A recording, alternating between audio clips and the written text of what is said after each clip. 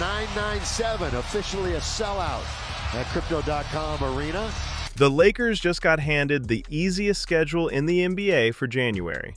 After getting destroyed in December and dropping from the 2nd seed to the 5th, suddenly they've got 13 games against teams below .500. Look at Luka right here. It's okay, Luka, to move your feet a little bit over and help out. Well, what does he do? He just throws up his hand. See, this would be frustrating for me. Only 4 games against winning teams. And this is all happening right before the trade deadline. The timing is suspicious. The schedule is gift-wrapped, and LeBron's about to inflate his stats against bottom feeders again. Let's break down exactly what's going on and why this feels like Adam Silver cooking for the Lakers. Do you think the Lakers got lucky with this schedule, or did the NBA hook them up on purpose? We played OKC, got ran off the court. We played the Spurs recently with no Wemby, got ran off the court. It's not. Watch the game. Our record is similar to the Luka PRA right now. Just because you look at the raw box score and the raw win-loss doesn't mean we're a good team. Let's talk about what just happened to the Lakers in December, because it was brutal. They started the month as the 2nd seed in the West. They were looking good. Fans were hyped. LeBron was back. And everyone thought the Lakers were contenders. Then December happened, and they fell all the way to the 5th seed. They got blown out repeatedly. They finished bottom 3 in defensive rating, bottom 3 in opponent fast break points, bottom 3 in opponent points off turnovers. Their defense was terrible. Their offense disappeared. And they lost games by an average of 19 points. If you listen to what people are saying on the internet, you'd think that the Lakers were going to miss the playoffs. Obviously, it's not perfect. They're all offense, no defense. They're able to beat bad teams if it's a below 500 team. Like, they're going to get the win. They played the Jazz last week, and it took them almost overtime to be able to beat that team. They should not be competing with a bad team. It should be a blowout. But the Lakers just cannot seem to play defense in any game, and it shows when they have to play a good matchup. They play the Rockets, they get destroyed. They play the Spurs, they get destroyed. They play the Nuggets, they get destroyed. It's all these teams that are top teams in the West, especially, that the Lakers just cannot compete against right now. It feels like every night we're seeing Luka get caught in 4K. On the offensive side of the floor, complaining to the refs after every single play. And then on the defensive side of the floor, it's Olay defense. He's just letting them right past, and he's not boxing out. It's so unique with Luka because we look at the stars around the league. Anthony Edwards. If he has a bad possession on offense or something doesn't go his way, it's, okay, I'm going to go guard the best player on the other side of the court, and I'm going to make a statement defensively. But with a guy like Luka, it doesn't matter at all. It's like he goes the other way. If a ref pisses him off or he doesn't get a call that he wanted, he'll stop playing defense, and it's all that he can think about. He's such a unique superstar where you have the offense, the complete bag, no matter what, but you don't get anything defensively out of him. You get a lot of the same vibe from some of the other Lakers players. Ayton, who we know is a player who shows a lot of lackluster effort a lot of the time throughout his career, which is why the Suns moved off of him. LeBron James, who in recent years has been known to take plays off defensively. Austin Reeves, who is shouldering a lot of the offense, but is not a very good defender. So I think the cracks in the roster are starting to show for the Lakers. It might be time to make some moves. The Rockets destroyed them. The Suns destroyed them. The Pistons destroyed them. Not just beat them, destroyed them. The Pistons' loss was particularly embarrassing. They lost 128 to 106 at home. LeBron and Luka couldn't get anything going. The defense was non-existent. And Lakers fans went completely silent after that one. These were embarrassing losses, the kind of losses that make you question everything. And Lakers fans went quiet, real quiet. Some of them stopped talking to their own family members because the losses were that bad. Social media went silent, the hype died, and everyone started asking the same question. Are the Lakers actually good, or did they just beat a bunch of bad teams in November? Because here's the thing. In November, the Lakers were feasting. They played the Jazz twice, the Pelicans twice, the Hornets, the Blazers, the Hawks, the Clippers, all teams that are struggling, all teams that are in the lottery. And the Lakers beat them. And fans acted like the Lakers were championship contenders. LeBron and Luka looked unstoppable together. Austin Reeves was hitting clutch shots, and everyone was convinced the Lakers had figured it out. But then December came, and they played actual good teams. 9 of their 13 games in December were against teams over .500, and the Lakers got exposed. Hard. As of this recording, they've lost 4 of 5 games. The one game that they won was against Sacramento after JJ Redick scolded the team publicly. They beat Sacramento by 20. Those other 4 games, they lost by a combined 84 points. So on average, they're losing by over 20 points per game. And from a roster construction issue, this team is kind of broken, which I know is crazy because you look at the standings, they're 20-10. They've been above expectations, I would say, so far this season. But I still think they have real serious issues. And if you look at the top of the West when healthy, I think they are very clearly outside of that top 5. The pattern was obvious. When the Lakers played bad teams, they looked unstoppable. Luka was dropping near triple-doubles every night. He's averaging 33.6 points per game, which leads the entire NBA. LeBron was playing off-ball effectively. Austin Reeves was hitting clutch shots, and everyone was convinced the Lakers had figured it out. But the moment they faced real competition, everything fell apart.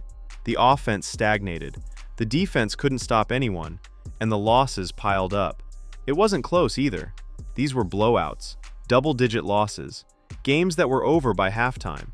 The kind of games that expose a team's fundamental flaws, and the excuses started rolling in. Lakers fans blamed the schedule, they blamed injuries, they blamed the refs, they blamed everyone except the team itself. But the truth was obvious. The Lakers aren't as good as their record suggested. They've been beating up on lottery teams and struggling against anyone decent, and December proved it beyond any doubt. Right now, the Lakers are 21-11, which looks good on paper, but when you break it down, 65% of those wins came against teams with losing records. So yeah, December was rough. Lakers fans were in hiding, the media narrative shifted, and suddenly, everyone was questioning whether the Lakers were legitimate contenders.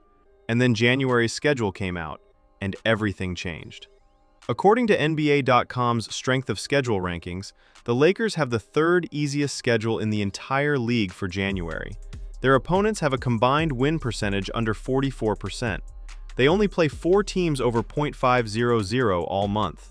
The rest? Bottom feeders, lottery teams, teams that are tanking, teams that can't defend, teams that are perfect for Luka and LeBron to pad their stats against. I think the focus for the next month and a half going into the 2026 trade deadline would be finding that 5th starter. If there was a way to get one of those types of players who is a clear starter, a clear positive on both sides of the ball, then if you can't get that type of player, I would look at some of these other players who can help the bench group, but isn't necessarily a starting level player, but maybe is a young enough player, a player who can fit a longer term timeline. If you can't find the right starter or bench 3-and-D type player, I think you stand pat with your assets and roll it over into the summer when you will have up to 3 tradable first round picks on draft day 2026. You could try to put together a package for a Giannis, or maybe there's a different star who becomes available between now and June. That's a long time from now. Some team is going to underperform the rest of the season. Some team is going to lose in the first round or lose a little earlier than anticipated, and maybe another star shakes loose that could fit longer term. Let's break down the schedule.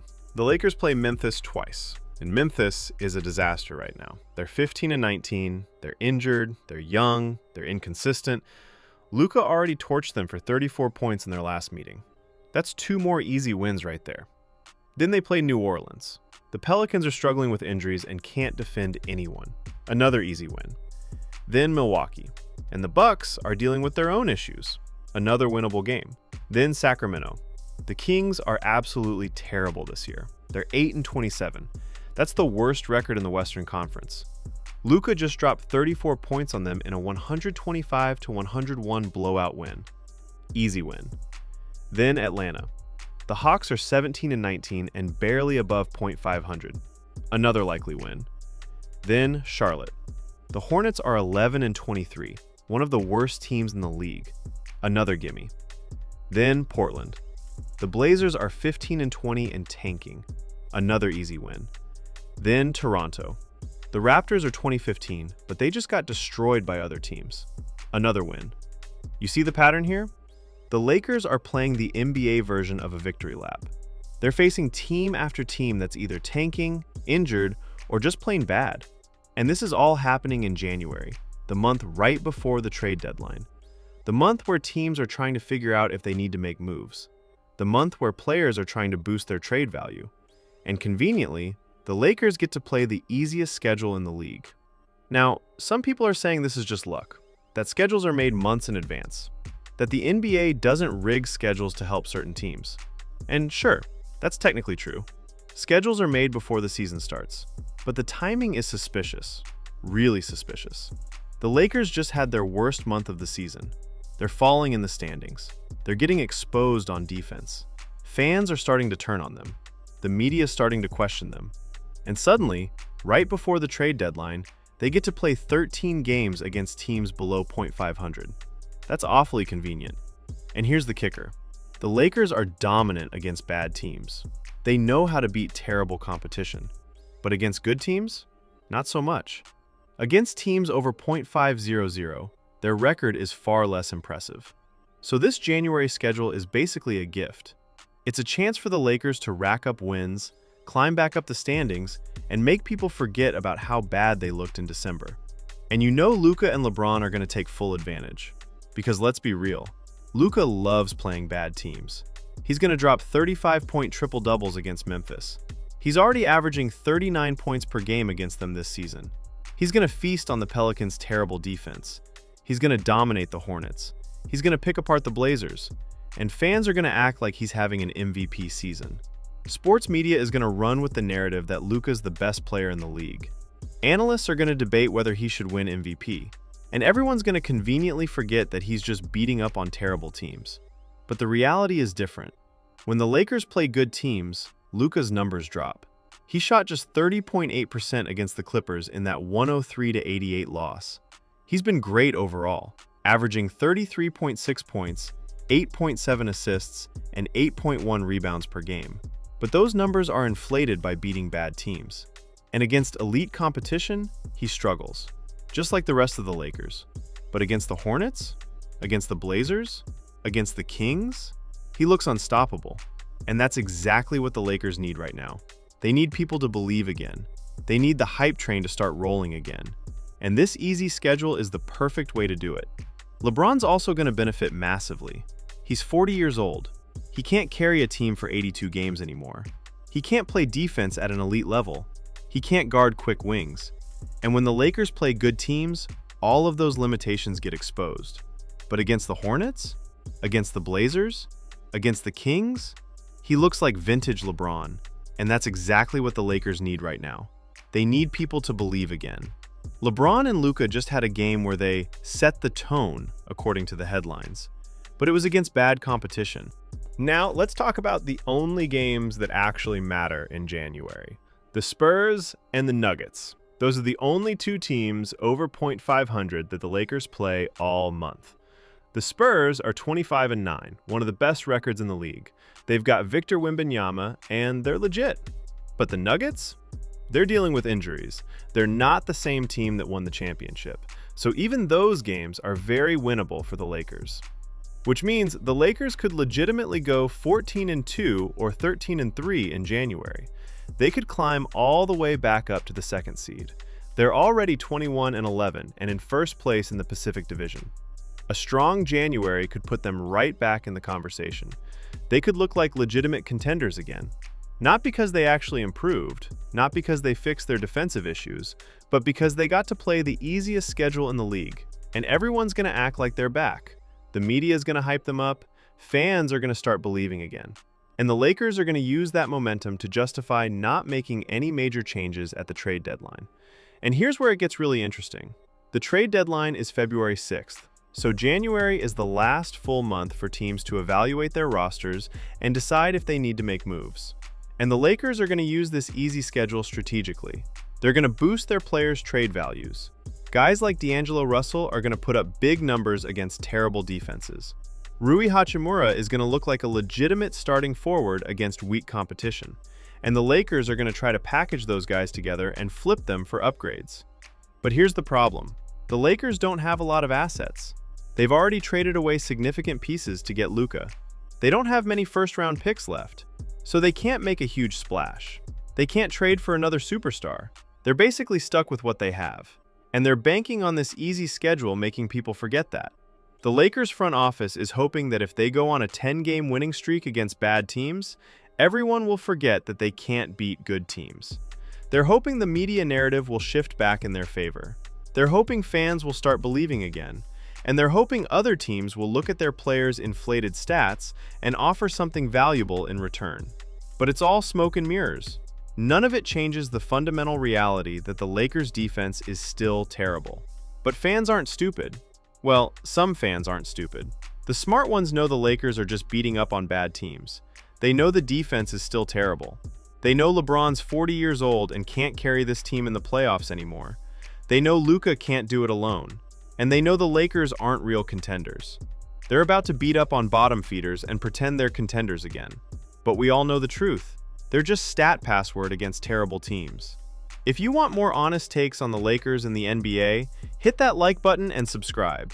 Because this winning streak isn't going to last, and the truth always comes out.